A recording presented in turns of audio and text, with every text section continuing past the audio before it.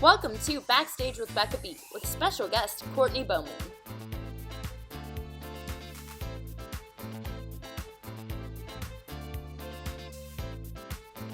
Hi everyone, and welcome to this episode of Backstage with Becca.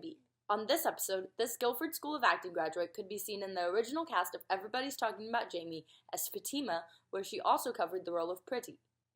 Plus, in October 2019, she stepped into the role of Anne Boleyn in the hit musical 6 on West End. Please welcome Courtney Bowman. How are you doing today? I'm great. I'm really great. Just come out of my hangover from my birthday, if I'm honest. Hey, well, happy belated then, or is it your when is your birthday? My birthday was on Monday. Oh, So it's Wednesday today. Yeah. That's exciting. Yeah, but now I'm old. No. The hangover prolongs. No. Oh, not old.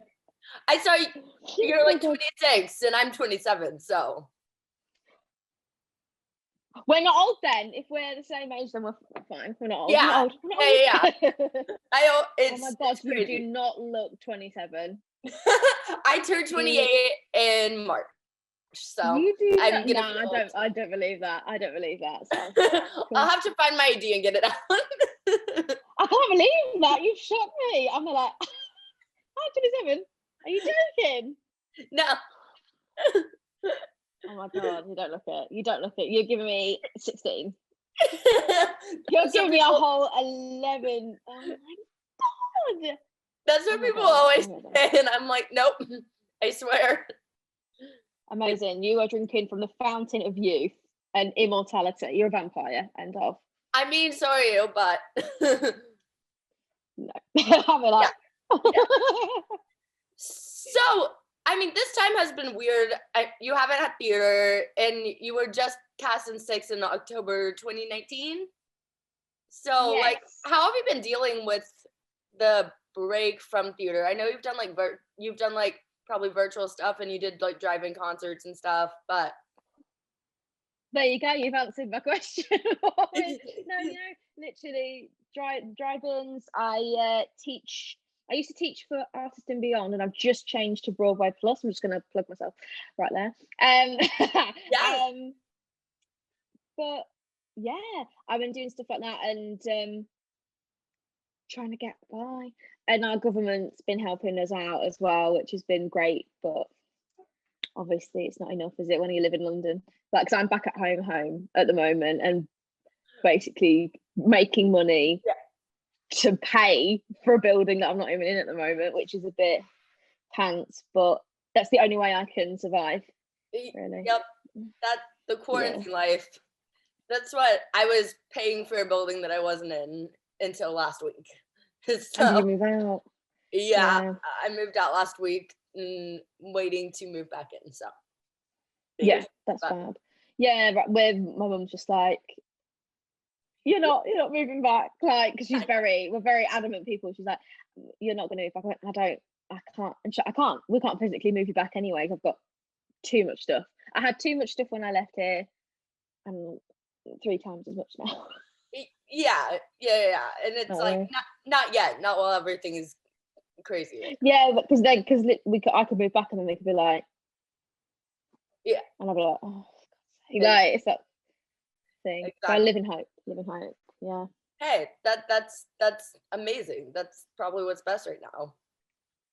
Yeah, I've had so much fun being at home as well, because like mum used to be very much like, oh, like, you can't cook properly, because obviously at the time I was like 18. She's like this with my brother now, because my brothers are 18, and one of them's just like, oh, I'm making this today, and mum's like, and she looks at me and I'm like, I'll go make it, because I know how to like clean up properly, how to not make the whole entire house smell basically like garlic, because she's obsessed. So but it's like such a pleasure, because I love cooking for people, and I love being quite motherly. But when I go home, I always feel like I go back to being 17, 18 years old. And I kind of came, like, when I came home for Christmas, which is when I was like, because we went back for a bit, and then just before Christmas is when they were like, back to lockdown again. Literally, I came back and Mum was like, "Oh, okay." And I just like went into the kitchen on Christmas Day. After I was like, "I'll make you a coffee." Da, da, da. And she's all like, "Oh my god, this is amazing!" Like my girls making me coffees and stuff. And then I just started literally making Christmas dinner, and she just came in, looked at me, and she went, "Fine by me. I'll see you later." Next thing you know, she's cracking open the drinks and stuff, and then it was absolutely smashing. And then she just was like, "Guess who's going to be cooking a lot now?" And I'm like, "Yay!" Because like I've got my mother's approval, but also like, no, like if I get anything wrong and whatever. But yeah, I may have broken the cookie. I may have broken the oven yesterday, maybe. You're making me happy that I don't know how to cook because, like, I have to because I'm so judgmental of other people's cooking. Like I'm horrendous. Like my mum's is great, like obviously, but I'm very other people and they're like, "Oh, you do it like that? Oh, that's interesting." And like people are like, "Do you what? Like you're so ungrateful." I'm like, no. I'm just like a bit too particular, and I'm like, but that's thanks to my mum. God love her, but thanks to. have you ever done like a virtual cooking thing or something since you're into cooking too? The thing is, no, I panic. Like when people, I don't know, I'm doing this when I get cooked for my friends and stuff. Like my housemates, I love them to pieces, but they know. Like it's like they'll be like, "Do you want any help?" No. Like before they even finish the sentence, I'm like, "No," and they go, "Okay, love you." Oh, and then like one of them like kind of forgot over this time because obviously we've been in and out of like how like being at home and coming back to London and whatnot. This is when like we were allowed a bit more freedom to travel. This is like last year, and one of them was like, "Do you want any help with that?" And the other one came in and grabbed him by the wrist and went, "What are you doing? You know the answer." And I'm there like, "Am I that horrendous?" And they're like, "Yeah, I love you." I went, "You two go and get drunk in the living room." And they're like, "Fine by yours. Like we know what to do." I don't know. I just get a lot of pleasure from them filling their faces and being like, "Oh, like that was amazing." I'm like, "Yes," because I did everything. Too controlling. Yeah. I mean, I can see how that'd be amazing to have people's opinion of approval on your cooking, which I'll never get unless it's a microwave meal. Oh my god, can't knock a microwave meal. Sorry, you can't. Yeah. And if you feel like it's too bland, you've got your spices to spice it up, and you're like, "Oh, like I've done that." I put this on there. I feel like I'm a professional cook when I put in a microwave meal for 5 minutes. Oh yeah, absolutely. If there's a gourmet one, even better. Like exactly. Or if you give it hello Domino's, or that one, yeah, you're a chef.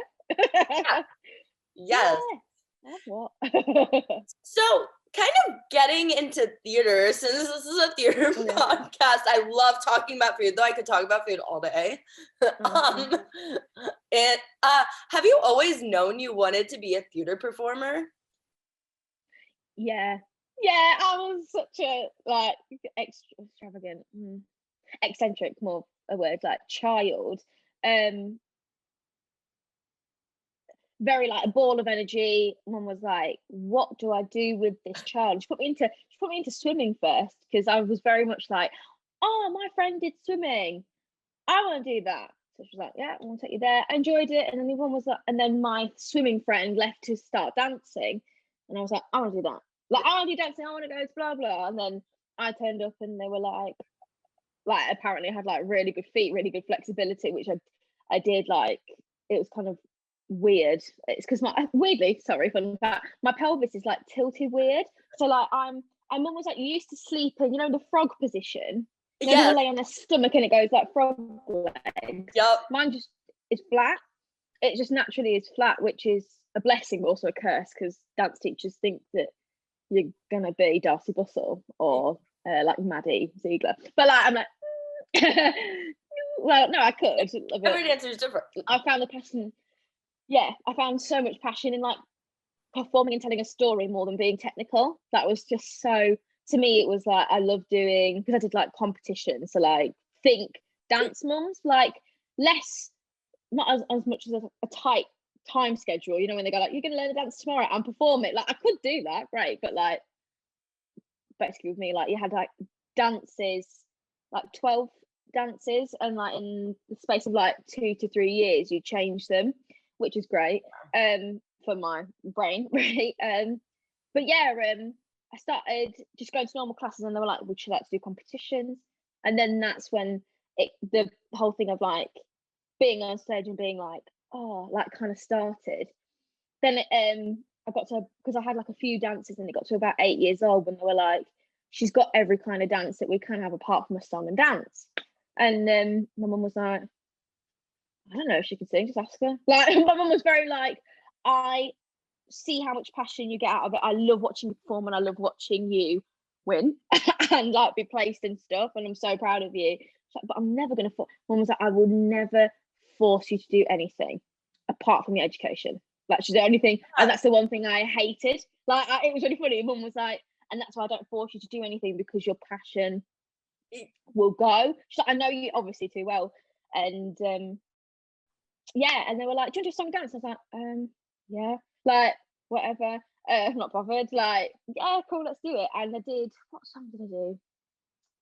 Oh no, this is when so when I was younger, it was like, you know, the song and dances that are like, it's not exactly singing, it's kind of like shouting. So I did like Give a Little Whistle from Pinocchio.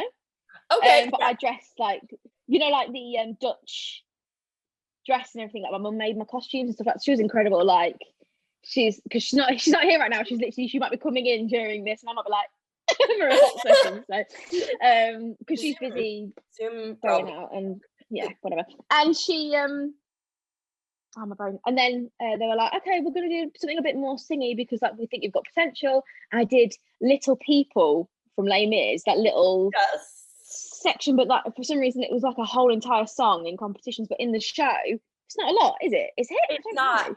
It's not, but it's like they must have written a full version, and it might have been cut. Like, I don't know, but I had a full on song, fully. And then I was like, yeah, I'll do Little People, cool. And then they were like, oh, she's got a little bit of a tune to her. And they were like, all right, okay. And then they were like, do you know what? We're going to upgrade you in Les Mis. You're going to do Castle on a Cloud. And yeah, and then I was like, oh my God, like, I love being Cosette for like 2 minutes of my life. Like, even though I'm giving it like, it's that weird, like, you go, oh, it's like such a short song, but it's still... oh no, Cloud. And then like we do a little lyrically dance with a broom, like, you know, like that. You think it's so funny, but I was like, I love this. And they were like, I can't remember. And I used to like watch Cats when I was younger. Like, Cats was my obsession. Like, obviously the 90s video. Yeah. And I was like, and then I kind of was like, Mum, like, I really want to do that. Like, I love dancing.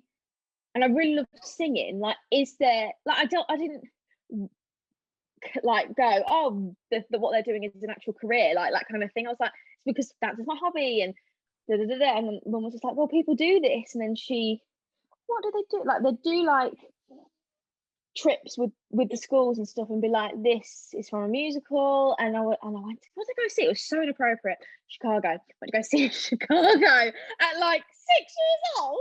And they're all like, oh, pop 6-ish girls. And I'm there like, I was like, this is amazing. And my mum's like, oh, yeah, your mum's like, my God, they're talking about all these things. And she's like, spread eagle. Mum's like, oh my God. Like, she was like, I really enjoyed it. And she's like, you enjoyed it. A lot of the stuff went over your head. And you were like, oh my God, I love it. So yeah. Yeah, I went to go see bits. I can't remember even what I really went to go see when I was particularly younger. I can remember it more in my teens, because when I got to about 13, I was like, I just want to do musical theatre. I don't really want to dance as much. Like, my passion started to like dwindle away, which was a shame. In right now, I think when I look back at it, and then that particular dance school, I unfortunately left because of an altercation. They sound like I had a massive fight, but it was more like a clash of teacher and me, and having that teenage attitude that's just, now I look back, it's like, it was so petty. But I'm the sort of person, I'm like, if it's done, it's done. Like, it's an awful thing, but also kind of a good thing to have. Yet again, it's just like a battle of my two personalities, I guess, or like fighting. Yeah. And then I went to another dance school, and they were more open to like sending us to go watch musicals and stuff like that. And I was like, nah, this is 100% what I want to do. This is what I want to do. And I was teaching as well, and they were like, oh, do you want to teach a bit of musical theatre? And I was like, oh my God, this is amazing. And they're like, and I was so like young at the time. I was only 15, 16 at the time, but it was like a great chance to kind of learn how to teach and also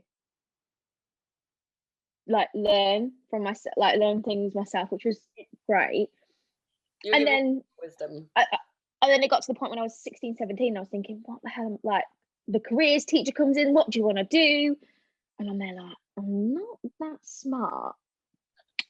I'm not that smart. Oh, great show, one of my favourite shows. Anyway, we'll talk about that now. And I was like,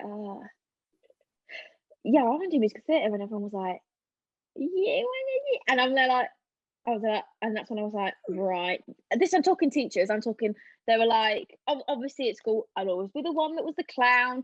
I'm the one that's like, all the time, which doesn't change. It hasn't changed at all. Cool. And like, when I like got into my drama school and left, they were like, and like now they're like, we always knew that you would do this. Yeah. And I'm like, well, you wanted me in detention all the time, so don't lie to me. Don't lie to me. You always were like, there's a lot of energy, and I'm like, well, yeah, and it had to go here. But yeah, so yeah, basically I went to go see bits and bobs, saw GSA a lot in like these programs, and was like, this is quite a pattern. Googled, found some people who I was like, oh, I really like their acting. Oh, I didn't know they went, this is crazy. I'm going to give it a go. Then I made the mistake of my life by only really applying there and apply, because there's like 2 systems in England. It's called. Is that is that like the big school there? Because is that the big school GSA in the theatre? Guildford School of Acting. This is I'm talking. So I live in a tiny little village, like on the East Midlands, which you're there like, I don't know, but like if people are listening, to Southerners it's the north, to the north, like, oh okay, god, like yeah. But I'm talking, and then Guildford's just below London, so it's like a completely different vibe. It was really fast. It's really me, like here's really slow, chill, like no hustle and bustle really, which obviously was a massive change for my mum coming into Guildford being like, oh my god, what is this? And I'm like, hurry up, do this, and she's like, oh, like to me, I'm just getting on with my day. Like London is frightening for my family, and I'm there like, anyway, and I'm there like in the crowd like, come here, and I'm like, people are gonna pickpocket me. We're like, oh, I haven't got time for that. Come on, let's go. I'm like, hide your phone, hide your purse, we're all good. Let's just keep it close, keep running. But yeah, this is in Guildford. Might have to give it a bit of a Google where things are for you, because you're gonna be like, like when I'm in America. If I was in America, I'd be like. You're the second person I've talked to. I think only the second person I've talked to who's gone there, because I talked to Jodie. Well, I talked to another girl from 6 who went there. Yeah, Jodie Steele. And Matt. Oh my god, Maya. Yeah. Oh, so yeah, Jodie was my 4th year. So like she left, I came in, and then Maya was 2 years below me. So I know Maya and Grace, like they were my 1st year. So like when they came in, we had like a buddy system. Like we knew Grace because Grace lived in Guildford or like near Guildford and stuff. And then like Maya, like met her and we're like, oh my god, Northern girl. Like, and all the people who were like people of colour would all be like, we've got your back. So like Grace and May were all like, we were like, we love you guys, we've got your back, we'll help you out with songs, we'll help you out with things like that. So like I knew the girls way before the whole world did, really. Like it was so funny because they were like, have you met them before? I'm like, yeah, I used to get incredibly drunk with them at drama school. So it's that thing, it's like, but yeah, these 2 beautiful girls. They must be so proud. The school must be so proud to have like so many alumni from 6. Quite a fair few, actually. Hang on. But I still, think including the yeah. town tour and cruises. Hang on, this is off the top of my head. Obviously, got Grace and Maya, got me, Jodie Steele, Meg Lung, who was in the she was in the latest cruise cast where they did the bloody one show before Corona hit. Oh my God, no! Awful for them. But yeah, and let me think. Oh my God, my brain. If I've missed anyone off, please. They probably have a kill huge me. sign in their school. Probably not. Like Some of the we help these people with their careers. Yeah, great. It was a great school. Oh my God, crazy. Feels like ages ago now. I graduated 5 years ago now. No, yeah. Nah, not ages ago.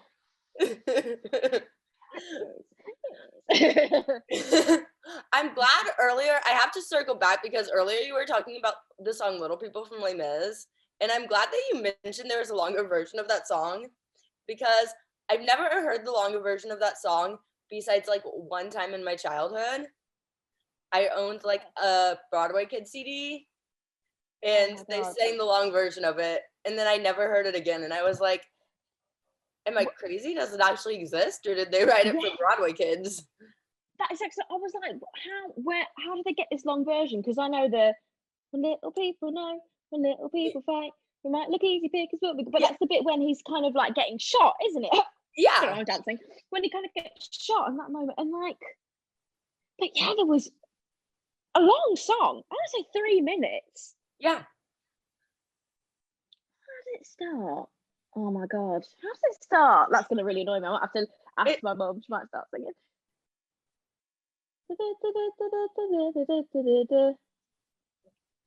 Yeah.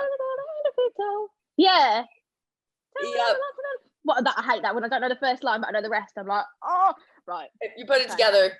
We're gonna. I'll have a Google after because I'm gonna be like, what? Yeah.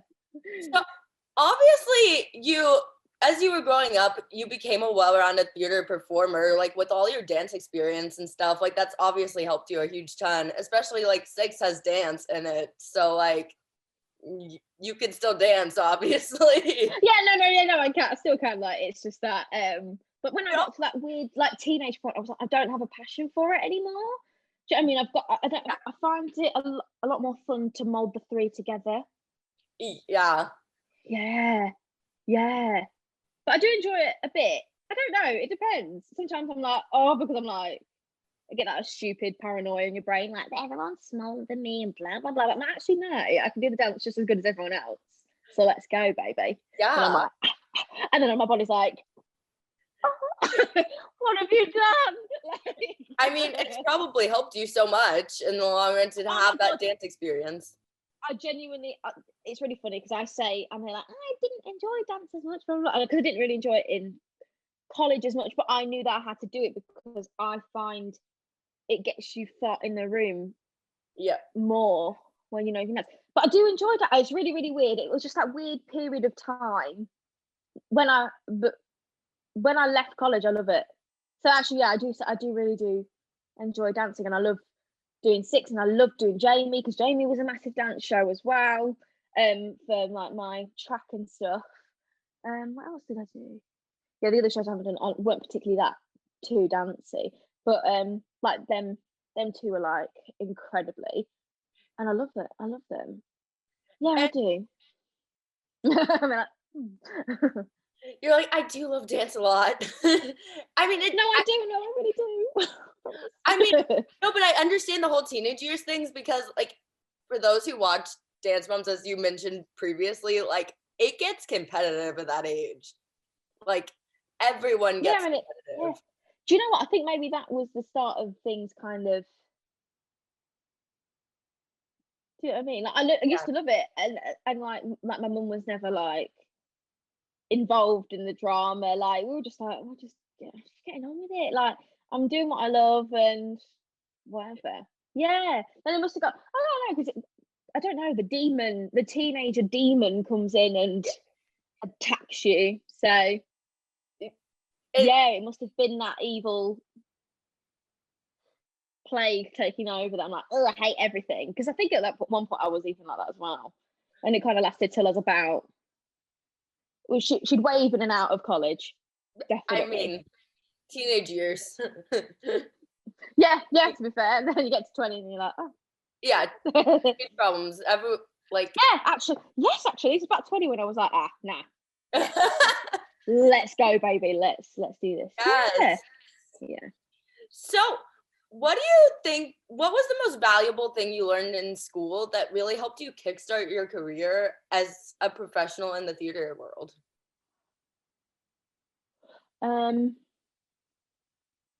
Ooh. I'm going to say this. I feel really lucky to be in the position that I'm in because I did a competition at the end of my year, which kind of helped me boost up a little bit. So that I owe my career to that competition, 100%. But sorry, I'm trying to think of really good advice. This is going to take ages. I'm so sorry. You're good. You're good. Oh, crap, it's fine.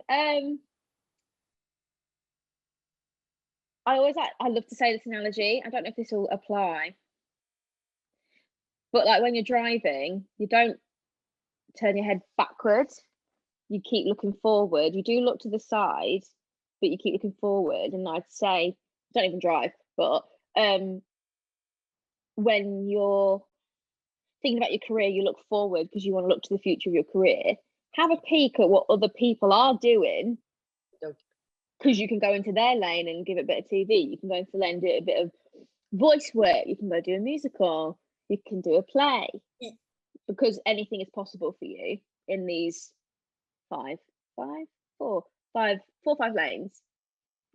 And you wouldn't look back because you'll crash and you'll stop yourself from traveling forwards. Yeah. That's probably off she goes. Sorry, that's probably. I love it. That's what happens. Karma happens. I'm serious and being really heartfelt, and then the world's like, nah. No. Click over your ring light. I dare you. No. So yeah, no. That's probably a piece of advice. But for me personally, I genuinely think I was so lucky with that. But with me winning that, behind that was hours and hours of hard work.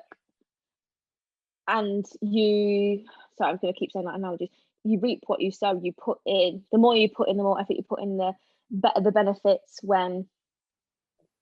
Dedication. Later in life, like even if you're in for a role and you work so hard, and then when you perform it out there and it's incredible or whatever, then that's great. Then that's obviously amazing. But then I say put it in the long term. The harder you work in the years that you graduate, even if that means like networking, doing voice reels, doing show reels, doing whatever you can, even if it doesn't mean you're particularly working, then in the future it will work out so much better. And that also applies, here she goes on a roll, also applies with friendships and connections and your personality. So like if you come into the world and you're like not particularly nice, it might ruin your future. Like I wasn't horrible, but like my brain was like career, and like I was very much like, if I left a job, I hardly spoke to the people that I worked with again. Like at one point, but I'm awful as a person anyway. I'm very much like, if I'm in London, I hardly talk to my family. If I'm here, I hardly talk to the people at home, but they know I love them dearly. I just sometimes and also I hate missing people, but that might read as me being rude. Like I don't like missing people because I'm actually incredibly emotional, but believe it or not, like, so like I saw my friend had to call me the other day about a piece of information for my tax. Oh, boring. And he's like, I miss you. And I was like, You're like, do I have to admit it? And I went, my throat just went, and I was like, my face started to get hot. And he's like, you're right. I was like, no, fine. And I just went, I really miss you. And I started bawling. And he was like, Are you okay? He was like, you okay? And then he's like, it's only been like a month. Like, and we text on the group chat every day, but I hadn't seen his face in a long time. And I was just like, oh my God. Like, but I'm that kind of person. But people don't think that. People are just like, oh, she talk to me. Don't talk to me anymore like we used to every day. But then another thing, if you're on a show and it was in someone's pockets basically every day, 8 days a week, 27 days in a week. 27 days in a week. Yeah, like 8 days a week. I did that in one interview. I was like 8 days a week, and I was like, 8 days a week, and you're like, but we're the same. I think we're both very similar. We're both like, the words are here, but it's being shoved down the tunnel to my mouth, and the words are going. Yes. And that's, very me. When I get too excited as well, when I type, and like, I expect people to read, even if it's a jumble. Like, the only person genuinely who understands what I'm saying is Millie O'Connell. Like, I'm like, and she's like, and like completely carries on with the conversation normally. And I was like, sorry, I've got really excited. I meant, and she went, I know what you meant. I know what you meant. She's like, I can read you. And I'm like, thank God, like, Jesus. Like, howling at that. But yeah, that's, again, going off the point, because this section's spoken, then this one has, and then this one's just chipping in. There we go. I have ADHD, I get it. Do you know what? I need to have a little test, because I genuinely, but I can't self-diagnose. But like, people wouldn't be surprised, and nor would I. It would just be nice to know, really. And here we are, different conversation. Yeah, again, here we are.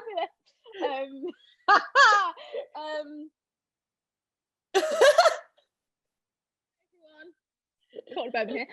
No, but basically try and take what I've said back then, can't remember now.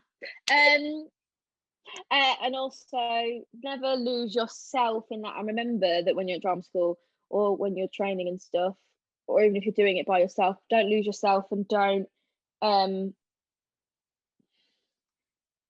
be your own critic, but also be your biggest critic and be your biggest fan.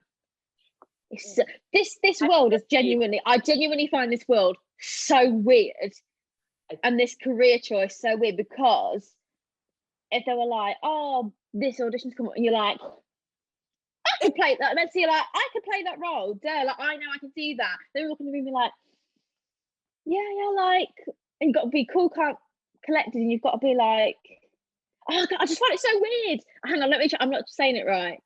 Like, you're like, I'm amazing, but then when people are like, you're amazing, you're like, stop, that's really kind of you. Like, you know, like, it's so funny, but it's so true. It's that thing where you know your worth, but you don't want to come across as an absolute a-hole. It's a weird one. I love it. I love the conflict, because my brain's like that anyway. So like, I know that every person has that. I think it's important to be your biggest fan too, because I feel like a lot of performers are really tough on themselves, like more tough on themselves than anyone else in the world. So it's like, yes, maybe while it's okay to be tough on yourself, you need to find that balance in between and not like be your own worst enemy. Yeah, and also the balance between hard work and fun, because remember, this is incredibly fun career choice to have.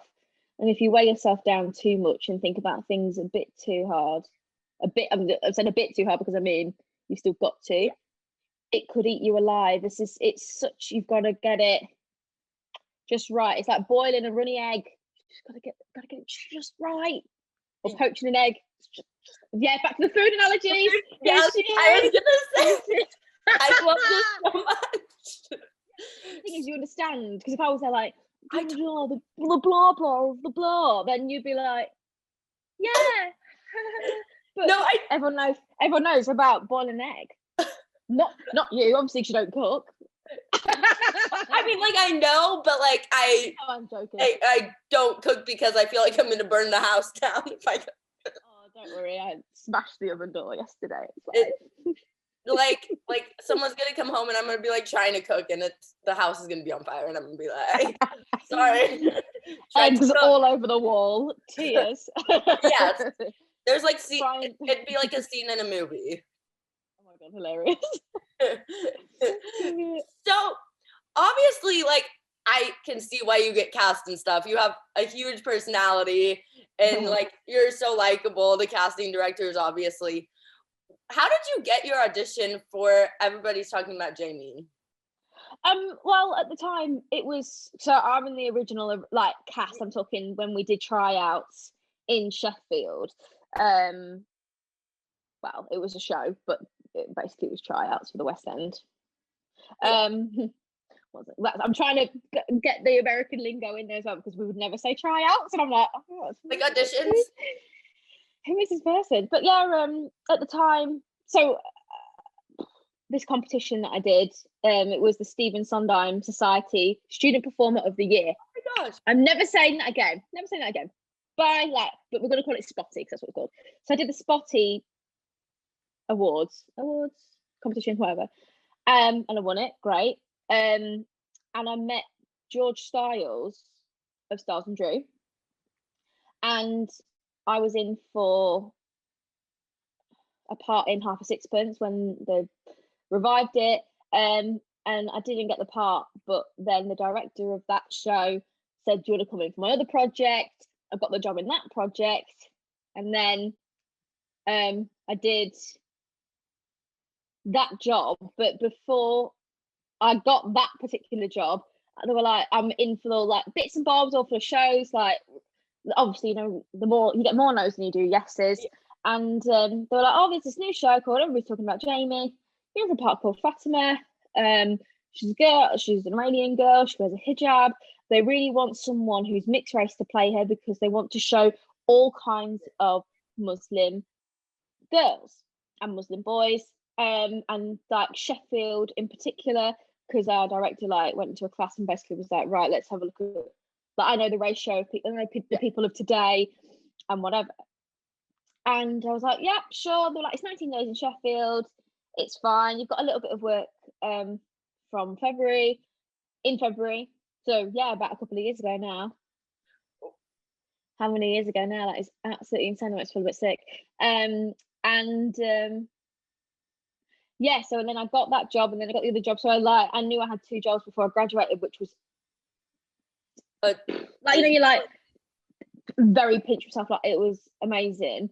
And like I was like, what is happening right now? This streak of insanity. But yeah, basically just the audition was go in and just be yourself, and I just walked in and I was like, at the time I wasn't as confident with people in like that kind of room, because it was very like that went in and you did it how the school had taught you to be in an audition room, and it's not really the case like that anymore. Oh, she's choking. Which is like fine, especially for me now, like, but some people always read my personality as like I'm like all the time, whereas I'm not. I do really, really work hard. So that's something I even need to work on now, which is absolutely fine. But yeah, I walked in and then he was like, my director put his hands on my shoulders and he was like, relax. He was like, relax. He was like, you've got this. And I was like, okay, cool. This is just me doing the scene. And he was like, you've done so well in the dance. We know you can sing your boobies off. So, yeah, chill out, please. And I was like, all right then. And he was like, also, he was like, you're not giving me a real accent. And I was like, oh, like, then I kind of like would go a little bit posher. And that's the moment when I was like, I'm not going to pretend to be a carbon copy of a person in an audition anymore. Like, it's just not, it doesn't help, and it's a little more pressure to try and be someone that I'm not. And I was like, oh, and I kind of swore a little bit, and he was like, there we go, there she is, fantastic. And then did the scene and stuff, and he was just like, if you hadn't have asked around already, you're the only person that's in for Fatimah in this round, because it was like the final when we did this, and he was like,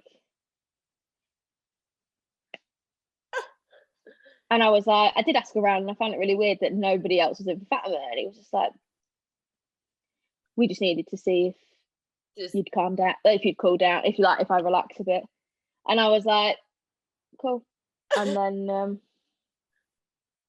oh God, bless him, I love Johnny B, fantastic, and yeah, and then that was it, and did try, and then all that happened, that massive chunk, got to February, nothing at all, and I was like, now this is what it feels like to be an actor. Yep. Genuinely, and I really appreciated that time. I think it's like February to about June, and I was like, right, now I know how it feels. This is what I needed, because I'm like, my life's not going to be like this period of time forever. However, it's been great, but like now I'm like, now how to survive. Here we go, because I'm like, and if I didn't have that moment back in 2017, then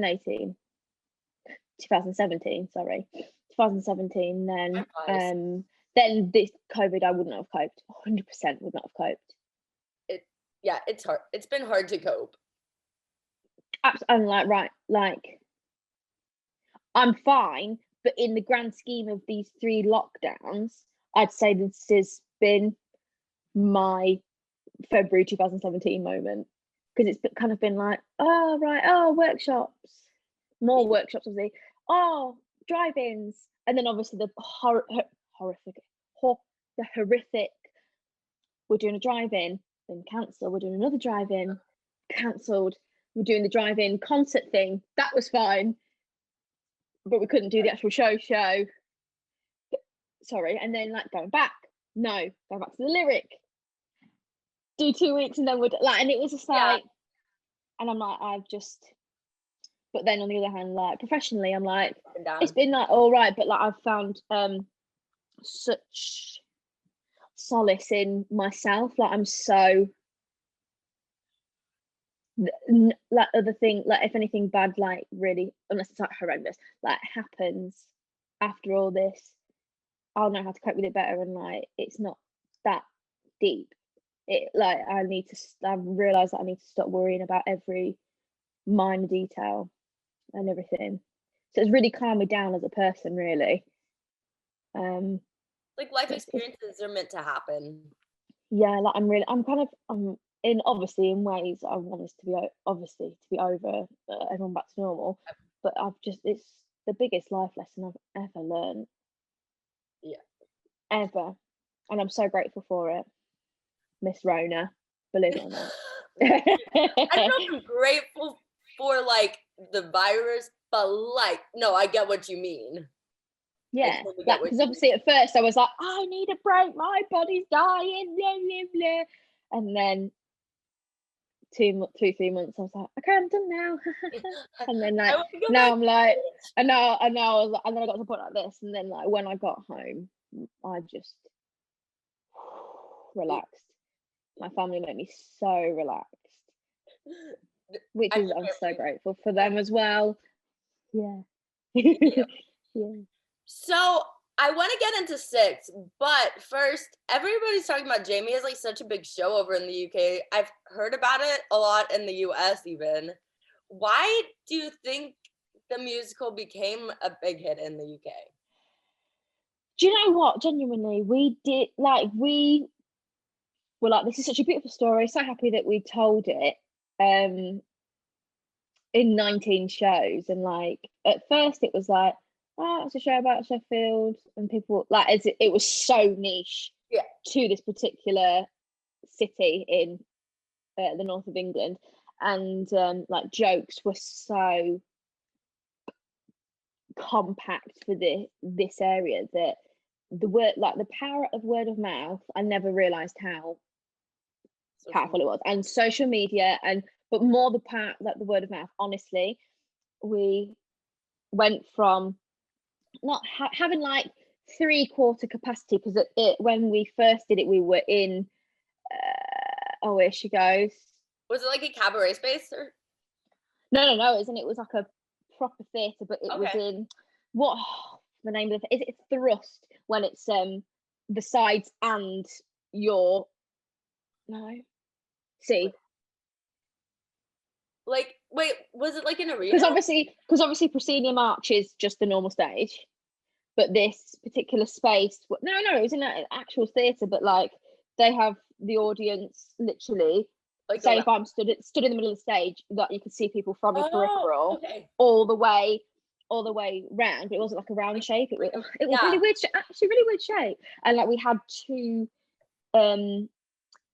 bits that would come down from the bottom of the stage, people would run up and run down. It was, and like, oh god, it was amazing. And like we even pushed parts of the set ourselves, and like it was just so I really do miss it. I'd love to go back and like watch it from like above. Do you know what I mean? So weird. But yeah, no, we did that, and we're like, beautiful story, like, and it went from like having capacity where you could see like this section and this section was all empty, to having to go, and like seats were being extended, and it was like we were basically like past your peripheral vision, like you have to like make sure you're performing, because it was such high demand, and like in 20 days, like 19 shows, so not even that long, because obviously like 2 and a bit weeks, like not even a lot really. That's actually crazy. Like it went from that, and I think that's incredibly powerful, because like, oh god, it's a show about Sheffield, like everyone, like, and it was like everyone from all walks of life. I'm talking kids, little kids, to then that, like their grandparents, like the whole family would come, and it would be how many like 3-4 generations of people. And we were like, oh my god, this is amazing. And then it got picked up, which is great. And then obviously things had to be more global, well, not globalized, but like more spread across England, and like bits of script had to be changed, but the story's message still stands, that you just shouldn't be afraid to put on the red shoes that you want to walk in, and it's just like beautiful message.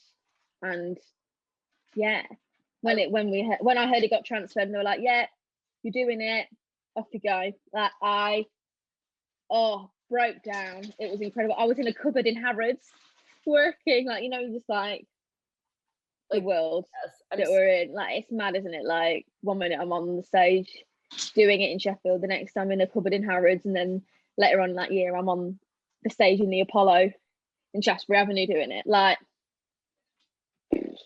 blows my mind. And still pretty new out of school too when you were doing it.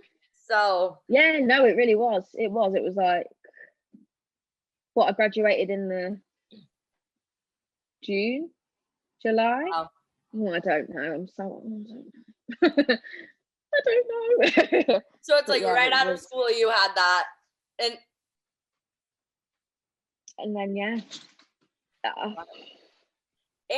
And you understudied, or you covered a lead role in it. Yes, I did. Yeah, so I didn't in Sheffield, because obviously with it being X amount of shows, yeah, we didn't need an understudy. But there was one day where I was nearly going to have to go on because of a storm, but luckily it didn't happen. I would have had to gone on with a script, because at the time it was just like, we're still like every day we would still change the show and change bits of the show, because it was like, they're like, oh, we're trying this out, let's try this out, let's do this in the routine, let's do that, let's do the other. So it was just like mad.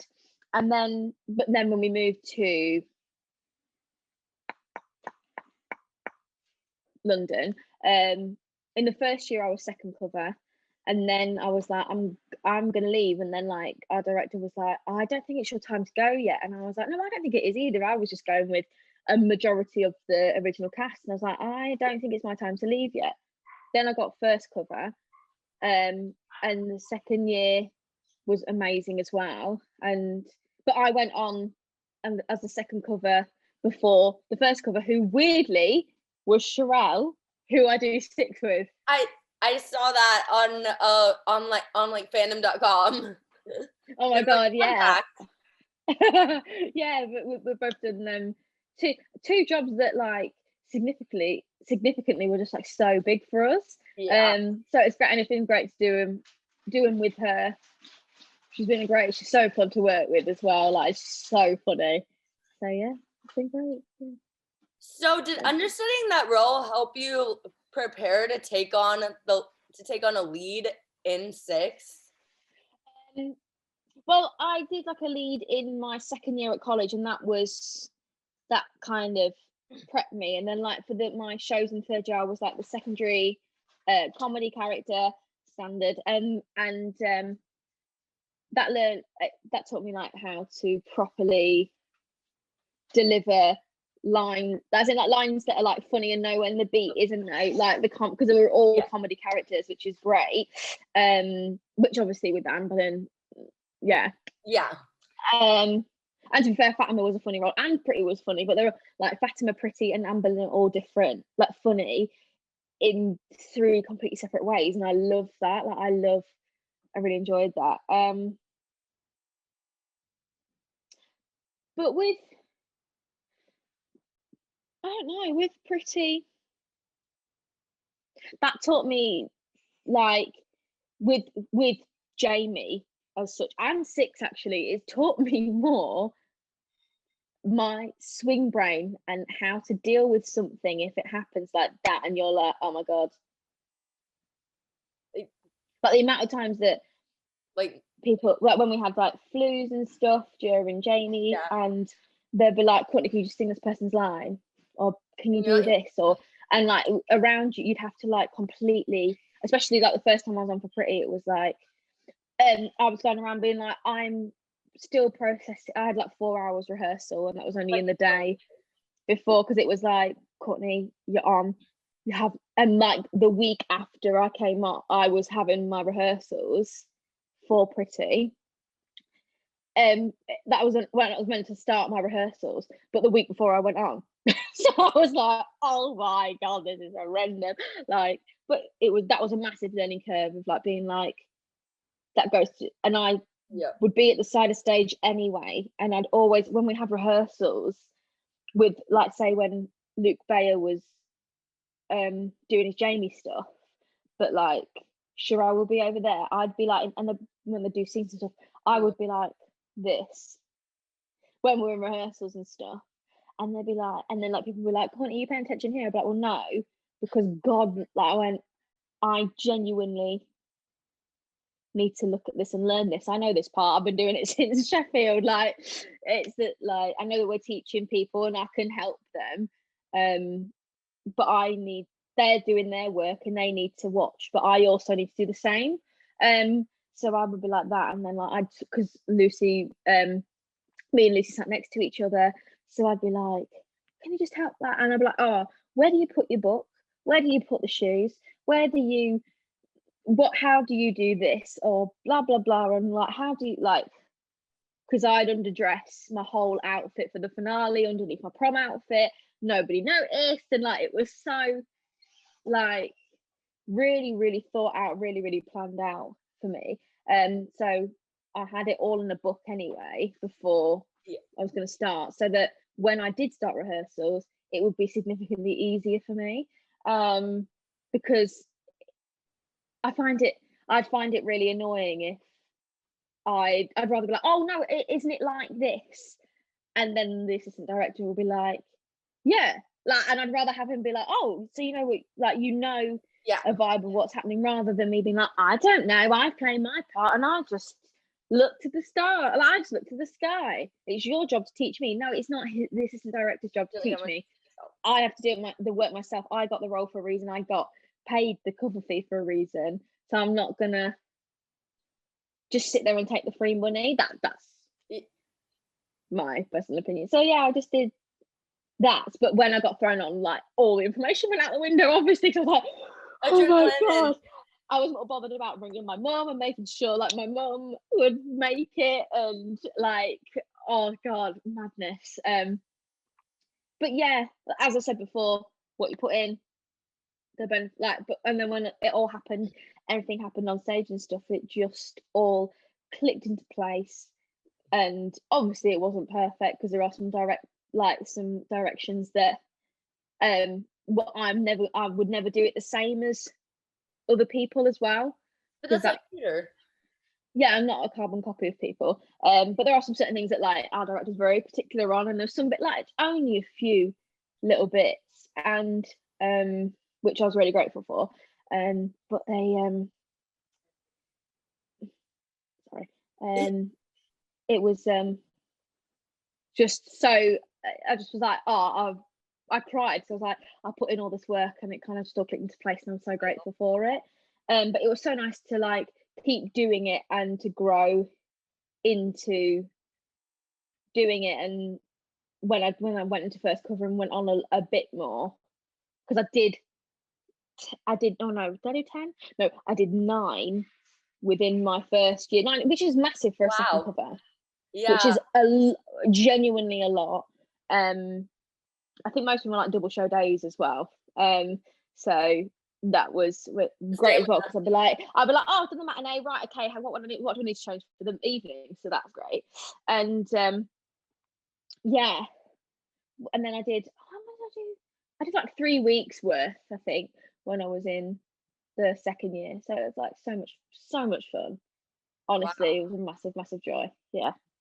Theater is such a fast-paced environment, and I'm so impressed with like how people on stage, how actors and actresses like handle it with like flawlessly. And I mean, I'm sure nerves come in, but like it doesn't show when they're on stage. Yeah, like I think that it's you know how like a swan or a duck swims underwater, like the feet are like, oh my god, but like the head and the body are just gracefully. So like I'd say like the swan's on its side and the top half is the show, and then backstage is the feet are going nuts, especially on like things like that. But it was great though, because I didn't get thrown on for Jamie, so like obviously I can't discount my work and stuff, but like I'm so happy I'm not a boy and I didn't get thrown on for Jamie, because you don't have time to breathe. But then I guess for some people that works, but for me, like the gap between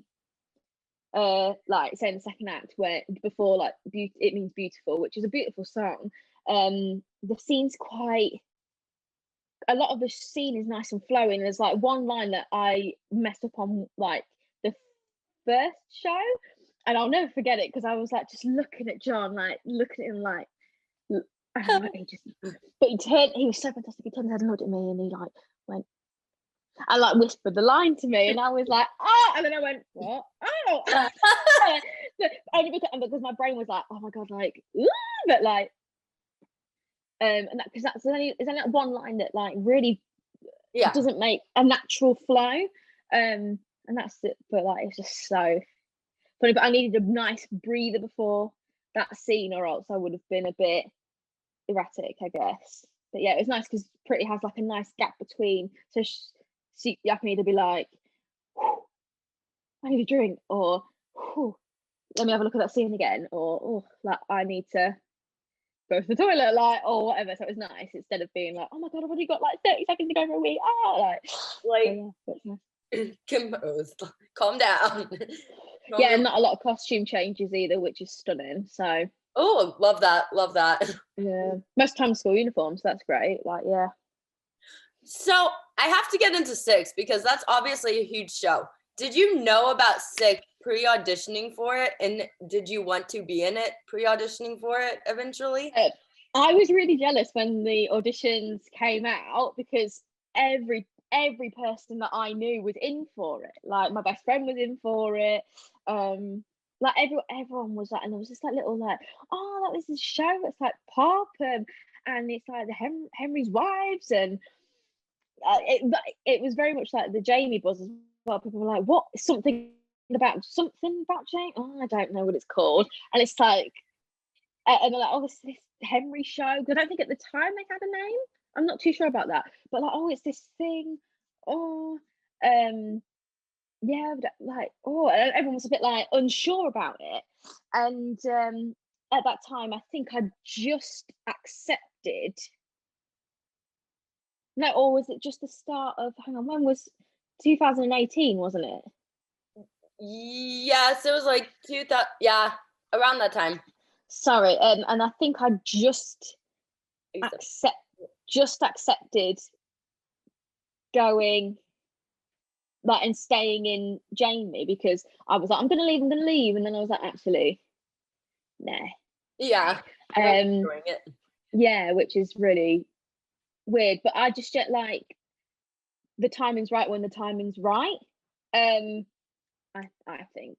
Do you know what I mean? Like, because people are like, oh, do you think you would have played if you'd have left Jamie? And I'm like, do you know what? I don't think so. Like, I think it's the timing I'm doing it is perfect, like right now, for me personally, professionally, like divine power up there is helping.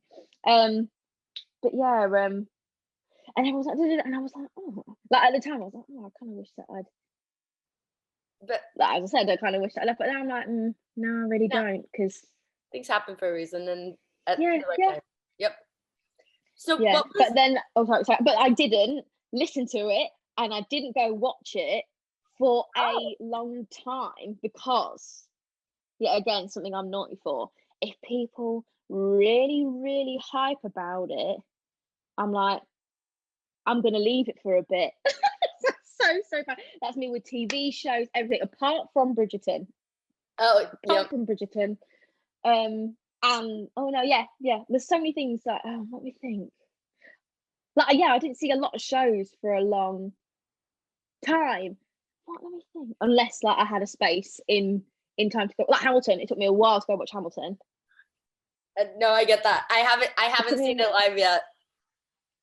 But the recording is absolutely stunning. Like, and I've seen the show loads. I think it's like the show that I've seen the most. I guess no, and it's not as in like in my top 5 shows that I've seen a lot, but like I've got a lot of friends in it as well. So like that's why I saw it. Yeah. I'm curious, what's the top show you've seen? Because Miss Saigon. Wait, which one? Miss Saigon. Oh, how many times? I want to say 6. I thought I was talking about this with someone. I was like, I think it is 6 times. But because I'd be like, someone like, oh, I need to go see that. I'm like, come with me.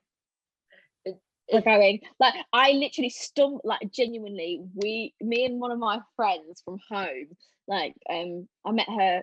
We both went to London, or like when we both first went to college. We were like, let's meet in London. I haven't seen you. Let's go. I'm like, oh, and I'm like, should we just go see a show? Like, I'm not bothered what. We went to the first preview of Miss Saigon for so cheap, because they were like, oh yeah, there's tickets going like there's like a pair in like the top circle, and then when we turned up, they were like, oh, we've got 2 spare seats like in the dress circle if you want. I was like, get me there. And I was like, oh, like I've heard the songs are cute, watched it, I went, I will be seeing this more. This has changed my life. You weep the whole time? Because like after the first time you start weeping, I feel like at the song at intermission. I was just a mess. Yeah. A lot, because I like if something is so good, even if it's so happy, crying. Like when I watched Jamie, it's so happy at the end, but I was still like when I've never watched a show before, ever, until I finished it. And I came to watch it and I was like, oh my god, now I understand what people mean. Like, cry when I watch 6. Like, as in when they're literally doing the Mega 6, I was like, oh my god. I just was like, stunning. See, that's like, and I've seen like things that I've seen like Mormon, like I'm trying to think, I haven't really, I saw Company with Patti LuPone and obviously Female Bobby, and that was because that was next door. And like when I had the date, when I was like, I knew what day I was gonna, like what week I was gonna have off, I was like, get me in that building now, because I was like, I need to see it. Like things like that blew me away. Lots of us, like there's some shows I'm like, I've seen it and I've blown it, blew me away. I would watch Company again, but for some reason Miss Saigon like put a spell on me. Same. It really, really did. And then like the last time I watched the show so much is when I was in first year, the third years did Songs for a New World, and it was like quite a large cast. It wasn't just 4 people, and like they did when they did A New World, and then when they did Spanish, because they changed the order of the show of like say like the what's the Michael Kilgore recording, like the recent one is like what is it Kennedy Center 2018 recording. See, this is it. The recording that they did. Oh gosh, I have yeah. So it's Shoshana Bean, Michael Kilgore. I have to look that up. Oh god, what's the name? It's like the poster, the recordings like orange and blues and pinks, and it's like a face. No. So obviously I know it's a song cycle, but they have a particular order, and they changed it to what like what it is like normally.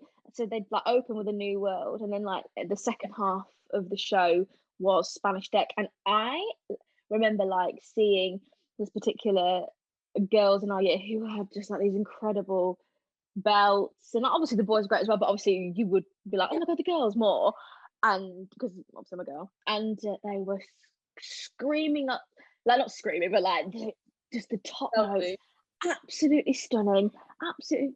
You're like, good boy, absolutely good, and I was there like, oh my god, and I watched it every day it was on, and it was only like a show at college, so it was like what £3, so I spent like. And I was doing double show days, like the whole time in my first week. I was like, this has changed my life. And then like, yeah, Miss Saigon.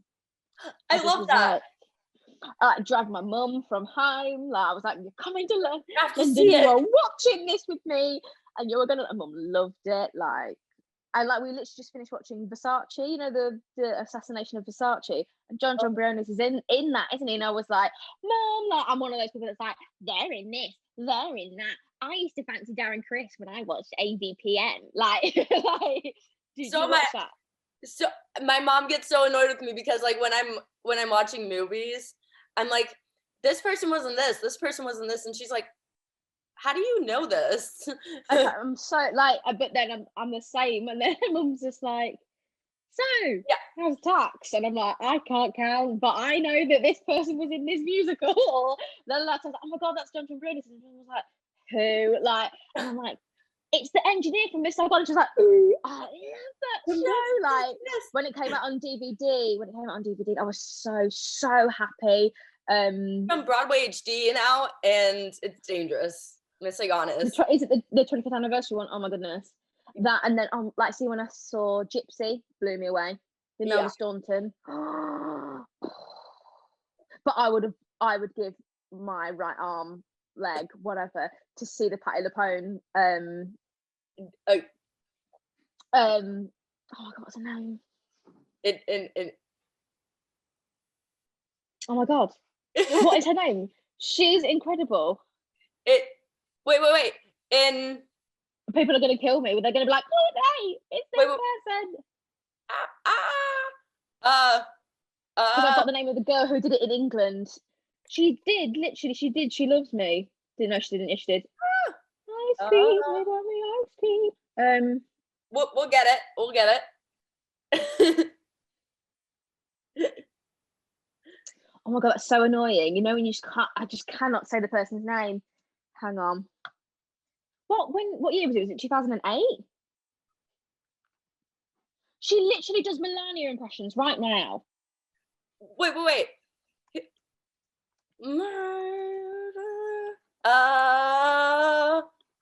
Oh gosh, I'm terrible. Laura Renata. There we go. There we go. That version, and like Legend when the like in. Sorry, I don't know if you're familiar with it. Who's done a lot during quarantine. Speaking of someone who's done a lot during quarantine. Yeah, exactly. Like, do you know Gypsy well? A little. I've seen it once. Okay, like, you know the song when Mama... If Mama was married... that duet between the two girls, and the girl who plays June, like not June, yeah, plays June. I can't, like, her belt and a "you wouldn't think twice" is just like, so, you know, you're there like, there's some people I'm like, I could listen to you just sing that line again, and in my head, like today I'm gonna be like, "If mama You was can here." do Like, a cover of it. You do a cover of it. oh my god, what, with myself? Oh my god, I might do it. Yeah. No, I'm joking. Yeah, coming But soon, yeah, maybe too. maybe not. No, that's scared. No, but it literally, blew my mind away. That woman's belt, and oh yeah, whatever. Like, okay, what was it even the question? Here we are, Hey, ADHD and undiagnosed over here. it's ADHD. I mean, I get off topic all the time. Oh my god, So, we're still on topic. It is a musical theatre podcast, so we have. It's theater. It's theater. Oh yeah, theatre in general, yeah. Yep. Oh, So, love it.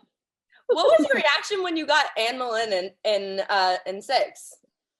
So poor people who obviously listen to things that I do because they're like, oh my god, here we go, same story. But I'm here for the people who don't know me. Hello, darlings. So I was on for Pretty. I was on for my cover, and it was in a matinee. I found out in the shower room of my theatre because my agent was ringing me, and I was there like, hi, like, I'm in a matinee, like, what's wrong with you, like, why are you calling me? Like, it was like, how many missed calls? And he was like, all right then, Queen. And I was like,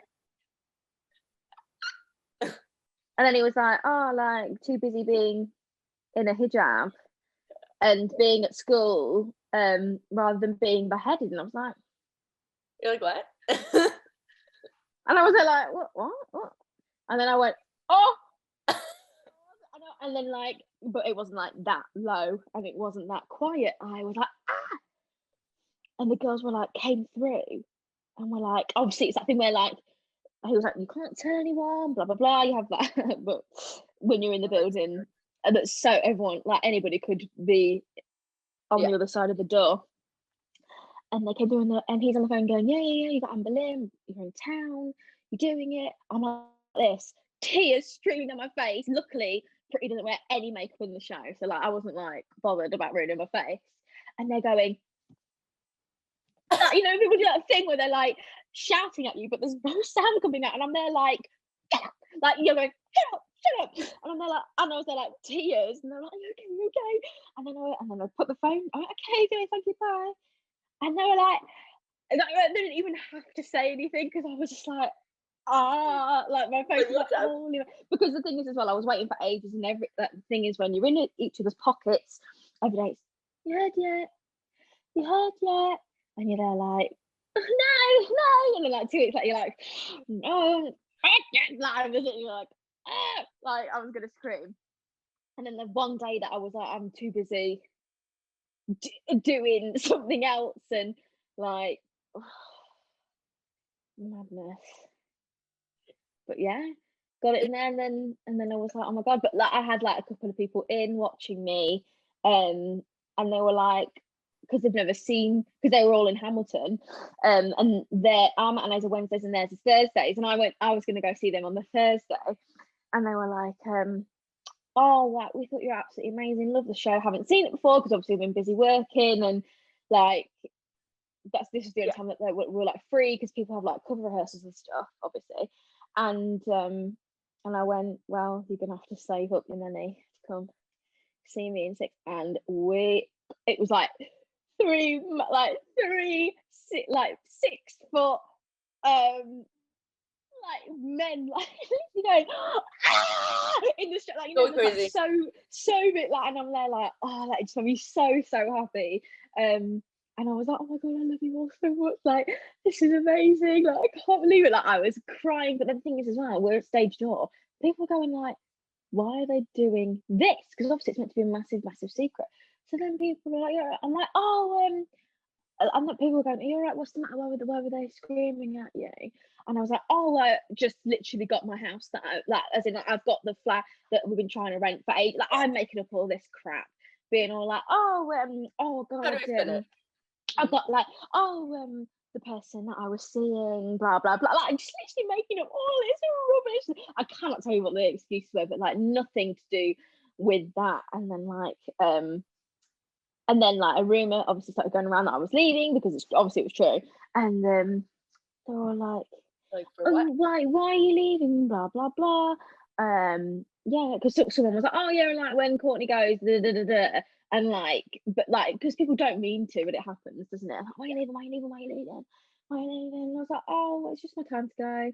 Like, I wasn't gonna say anything. And then like when the thing came out, like the reception from the Jamie fans was absolutely insane, because they were like, that's so weird. We were saying that Courtney would be really, really good in this show, and then they're like, and now Anne's perfect for her. Because at first I was like, I didn't think Anne was for me. But that was like a battle between me and my insecurities and my unconscious bias of being like, oh, it's meant to go to a particular role, a particular person, and like what they look like, nothing like me. I'm more of a arrogant Cleves. Like, I kind of put myself in a box, and I was like, now I'm like, now, and that's another thing I've learned with Anne Boleyn, like, don't put yourself in a box, because no, and now I want to break all the boxes. Get me Glinda. Oh yes, I would yes. play Glinda. If Future that was going to be a question, I'd love it. Manifesting Oh my that god, one. it's so much fun. Manifesting that. What, So, okay. I mean, obviously by the time you got six was already super popular, and right now it's like one of the biggest shows, if not the biggest show in West End. So, I mean, how did you make Anne Boleyn your own and play it differently than she had been played in the past? What kind of research did you do to help? Well, the thing, obviously, we all did the base research of like our queens and their timelines, and it was interesting how all of them are like either related or the intertwining is interesting. Like, we were like, what? Like, it's like basic history for people in the UK. Like, it just, like, everyone knows divorced beheaded had died, divorced beheaded had survived. Like, everyone just knows that. Like, which is why the lyrics and everything are so smart with the show.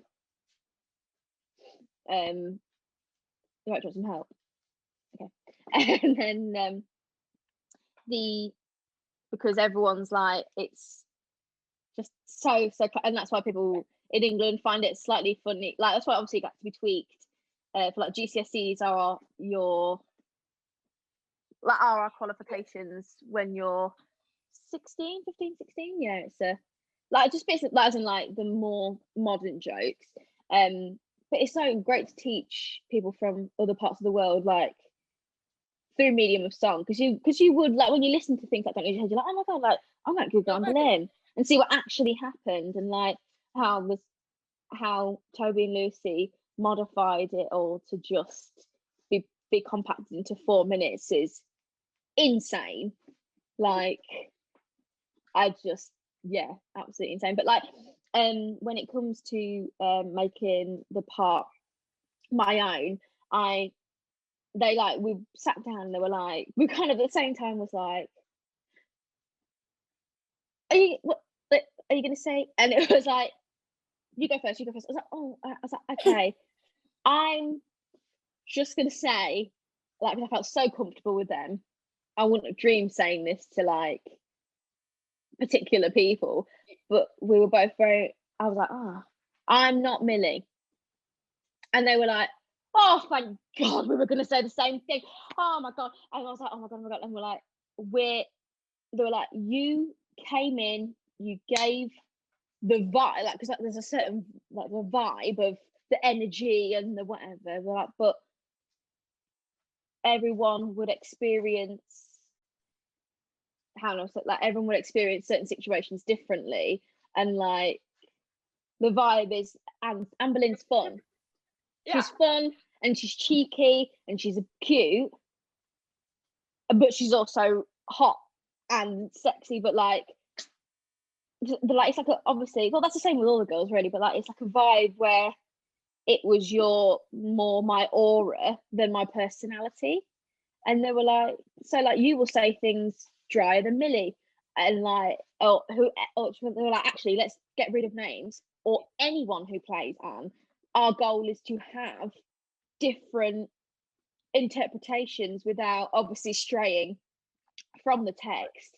But like, you will say things differently, you will react to things differently, you will sing things differently, like, and that's the beauty of the show, because you could literally line us all up and we all look completely different. Me, Millie, Andrea, Lucy, Kelly, Hazel, all like, I'm sorry, this is me listing people. I haven't missed anyone out. No, I haven't, because there's not been a lot of villains. All completely different villains, and that's and the same with anybody who's played anybody else. They've got like the kind of auras of people, like the power of Aragon, the cheekiness of Boleyn, the motherly warmness of Seymour, Cleves having a bit more sass than cheek, but she's got a kind of vibe thingy. Not the childishness, but like, actually, the childishness, but not in a negative way, with Howard, and the the naivety of her, and then the strength of Parr. Do you know what I mean? Like, they've kind of got like particular auras, but like Maya and Danielle, they may look similar, completely different human beings, but play the part. But because I've done it with both of them, because Maya came back one time, and it was so refreshing to be like, oh my god, I did it, mate. And I'm yay, mate, I love you. But then like, I was like, oh my god, like, completely different vibe with Danielle, but I was like, still shivers every time with both of them. So yeah. So it was that thing where we're like, they're a vibe, but you are your own person. If like, we don't want you to be the same. And I was like, we're both just like, all of us are like, thank God, like, we don't want this. We have to tell everyone and sit down and go, I don't want you doing it the same, because you're not the same. And that's gorge. That's why I love them so much. Like, I was gonna say, in shows that have like a creative team like that, like, that's the reason that shows like that are popular, because it's new and refreshing every time. The audience wants to come back. The audience wants to see different people wants to see different people portray their favorite characters in the show and sing different songs. Yeah, exactly. And to be fair, it was the same with Jamie as well. They were like, because so I'm just gonna use my first year just because it's easier, and there was like more of a vast, actually no, in the second year as well, but like, say with Lucy's Pretty was more more intellectual, and more, it's obvious that like it was more meticulous, whereas mine was quite like me. She was just like quite blunt. It was quite chilled. Obviously the comedy, I was more like, I'm gonna make people laugh kind of thing, but like still keep it in the text and in the vibe. And like Sherelle's was like, her Pretty was so cute, like, and completely different pretties, but we still got to the still got through the arc of the show, and we all did a fantastic job. If I do so myself. And that's completely fun. That's the same. Yeah, it's the same with both shows. Like, and also you lose the passion of the text and of the show and of the meaning if they were like, no, you say the line like that. No, you do the line like that. Like, back to Lucy. That she uses analogies, and like that is, we work so well together with that, like, and that's how I kind of, she helps me when I, like, mentally, when I teach my acting through song with people. Like, for instance, when we were going through Don't Lose Your Head for like this lyric version, and she was just like, oh my god, like, I was listening to it again, and I found like this new thing. I was like, oh my god, so did I, blah blah blah. And like, we really worked together, and it's stunning. Like, so when I go, he wanted me, obviously kept messaging me like I can't even do it, sing it every day, couldn't be better. Then he sent me a letter, and who am I kidding, I was pressing on that, and she was like, if I was like telling you how to say it, you wouldn't understand. So she was like, so I want you to be like, hi everyone, I'm Anne Boleyn, I'm amazing. He was messaging me like, I'm incredible. And then I was ready to eat him.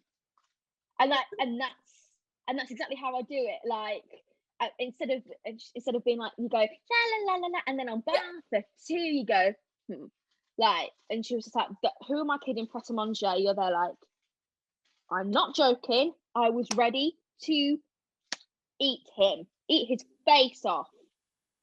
And I was like, okay, cool. Okay. Okay. And then I'd be like, okay, so is this like kind of like, oh, I'm fuming because he texts some other woman, like, and that's how like we work. But then it like, and like when I saw food analogies and stuff like that, things like that really, really work. And the that's the magic of and we're same age as well, so like references and everything are just hand in hand and gorgeous. Got a snuffly nose now. Sorry. Yep. No, you're good. So, anyways, Six is like a fan favorite show, as I mentioned. What do you think makes it so popular? And do you have a favorite fan moment from like stage door or something that sticks out to you? My favorite fan moment is, there's a little girl called Holly, and she's called Baby Boleyn. She's only about, I probably would say she's about 7 now, 6 or 7, and she has a little Boleyn costume, and she comes in little buns. And I did a little concert the day before the whole world shut down in the UK anyway.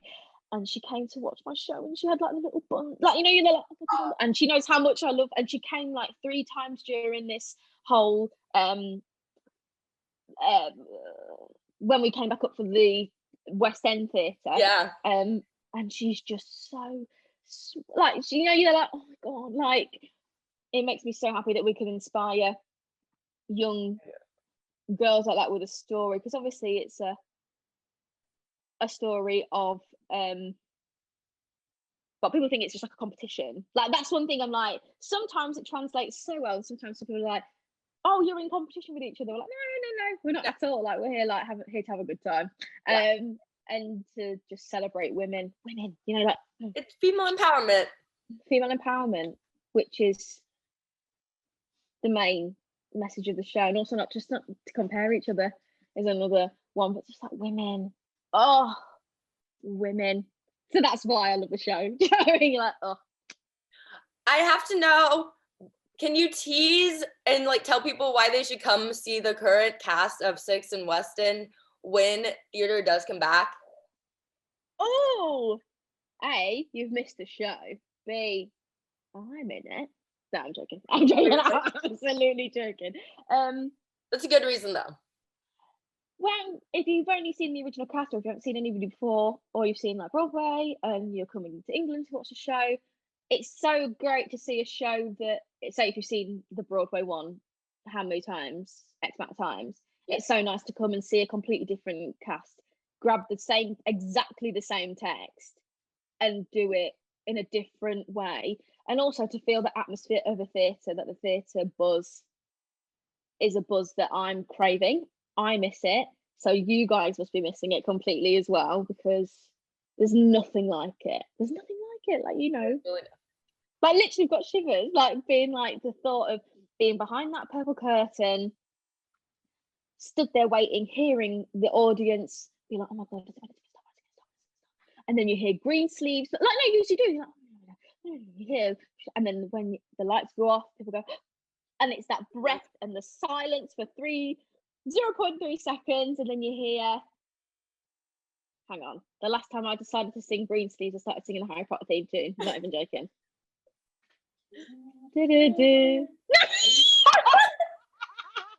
My mum's going, no.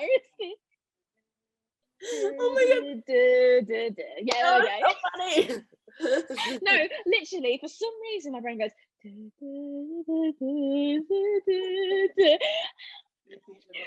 Yes. Yeah, I'm thinking Harry Potter. I'm thinking Cursed Child down the road. No. And do you know what's the worst thing? Green Sleeves was written for Anne Boleyn, and here I am singing the Harry Potter theme tune. I'm singing Hedwig's theme. Yeah. What is it? Do, do, do, do, do, do, do, do, do, do, There we go. Oh, thank goodness. And it's only the first couple of notes anyway at the beginning. But then obviously when you hear, yeah, and you this is where you want to come, guys, because I can't sing Green Sleeves. Wowzers. And then, yeah, just if you want to feel great for 75 minutes about women, if you love women, then here you are. This is the one for you. And if you love pop and history and a fantastic play on words and a mix between old school and a more modern take on things, and really cool. Oh, it's just great. It makes you feel great. And if not, it's only one act. You don't have, you can leave. I haven't heard any bad reviews. I haven't heard any bad reviews. No, and it's so much fun as well. Most importantly, it's so much fun.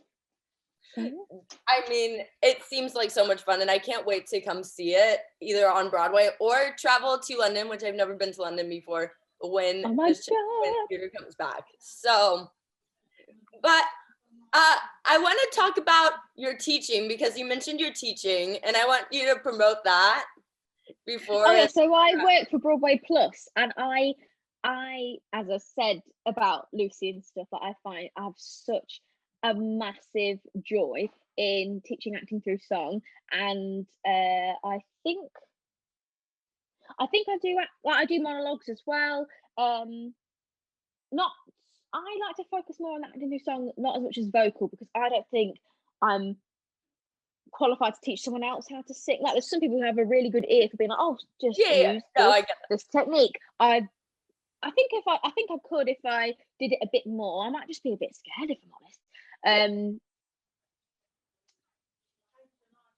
But I'm so sorry.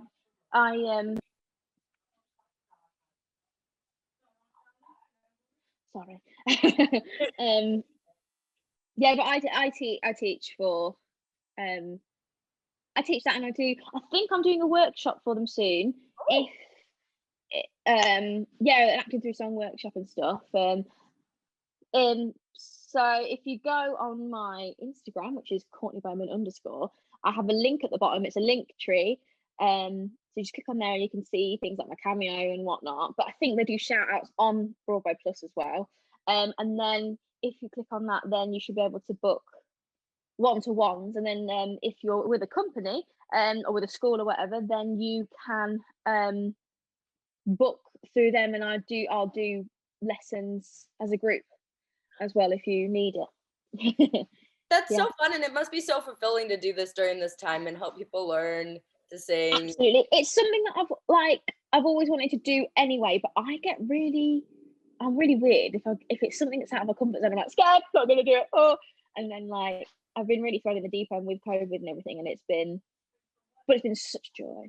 It's such a joy, and I love it. And I love that some of my students, like I didn't really have, I had like a fair few, but obviously with Christmas and stuff, people have been like, oh, like I'm off for a bit, and I'm like, oh, I miss you, like. But some people have been like, it's been great for. I do Q&As as well, just in case people want to know. I do, like, one of my students, genuinely, one week, the first week I ever met her, couldn't really even look at me. And now she's sending me messages, singing to me, being like, how do you feel about it? Like, oh my goodness, like this has helped me, you've helped me even with my confidence, like.